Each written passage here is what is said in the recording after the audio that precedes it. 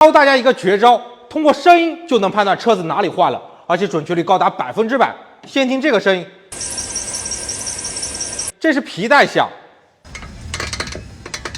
这个声音就是半轴的外球笼在响，这个声音，这是压缩机响，这个声音，这是助力泵响，这个声音，这是平衡杆胶套在响，这个声音。